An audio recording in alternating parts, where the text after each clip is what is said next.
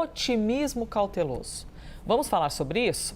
A gente conversa agora com o Pedro Brits, que é professor de Relações Internacionais da FGV. Professor, primeiramente, bem-vindo, hein? Obrigada pela gentileza da entrevista.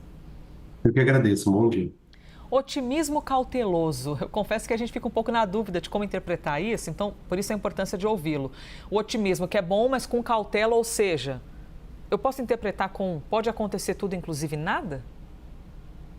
Eu acho que essa é uma hipótese que não dá para a gente descartar, né, do acontecer tudo, inclusive nada. Eu acho que quando a gente fala de otimismo cauteloso, me parece que os Estados Unidos estão sinalizando duas coisas. A primeira é de que há alguma intenção da Rússia, de fato, de aceitar esse cessar-fogo, mas acho que mais do que aceitar, e aí vem a questão da cautela, existem algumas questões que a Rússia vai colocar em jogo para eventualmente aceitar esse acordo ou não.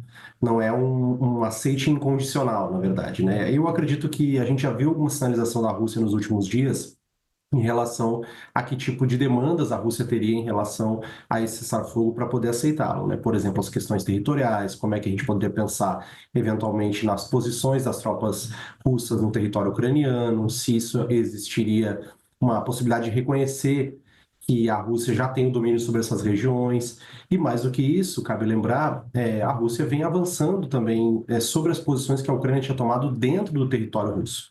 E eu acho que isso favorece a posição da Rússia numa negociação. Então, me parece que o otimismo vem no sentido de que a Rússia está aceitando a ideia de negociar e aceita a ideia de um cessar-fogo, mas a cautela vem justamente de que posições a Rússia teria em relação, né, que demandas a Rússia teria para poder aceitar esse tipo de pedido.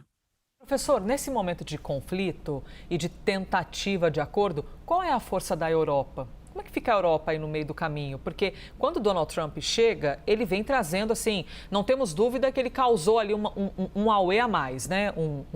Uma movimentação diferente. A gente não sabe se vai ser, de fato, capaz de trazer benefícios, mas deu uma bagunçada. Bagunçada que seja positiva ou negativa, não estou aqui fazendo juízo de valor. E a Europa no meio do caminho? Qual é a força da Europa nesse momento? A posição da Europa ela é bem relevante assim, para a gente poder tentar entender esse novo momento do conflito de forma geral e da própria relação com os Estados Unidos. O que me parece é que a Europa está tendo que se reposicionar diante do que está acontecendo globalmente. De fato, acho que já havia uma expectativa por parte dos europeus de que o Trump seria um pouco mais isolacionista, né? No sentido de não manter os acordos que tinha com a Europa, de ser mais restrito em relação à sua cooperação no âmbito da OTAN, então, portanto, diminuir a cooperação militar, mas talvez eles não imaginassem que fosse tão abrupto esse processo. E a gente viu uma Europa tentando se reorganizar rapidamente nesse sentido, né? Os últimos encontros entre os líderes europeus e a tentativa de conseguir construir uma unidade, né, da defesa continental, acho que me parecem bastante relevantes, né? A ideia de, ok, nós precisamos ter uma força armada europeia, nós precisamos ter um exército europeu, precisamos talvez construir capacidades nucleares europeias, né, e a França, nesse sentido, tem um papel central. Acho que mostram como a Europa está preocupada, de fato, de que essa garantia que os Estados Unidos davam, de que eles seriam esses fiadores da segurança europeia, essas garantias, elas hoje não são muito viáveis, elas não são muito críveis. E eu acho que tem um temor em relação à vulnerabilidade que a Europa fica nesse contexto. Então, em alguma medida, a gente pode dizer que a pressão sobre a ideia de um cessar-fogo, ela também é resultado dessa rearticulação da Europa, né?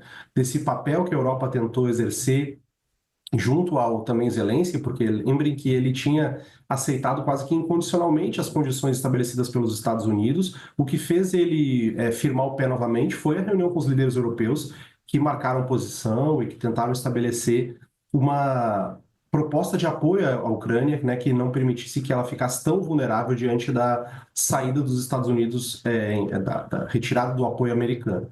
Então, acho que me parece que a Europa vai acabar sendo um ator central e ela vem tentando ganhar força nesse sentido, se articulando internamente.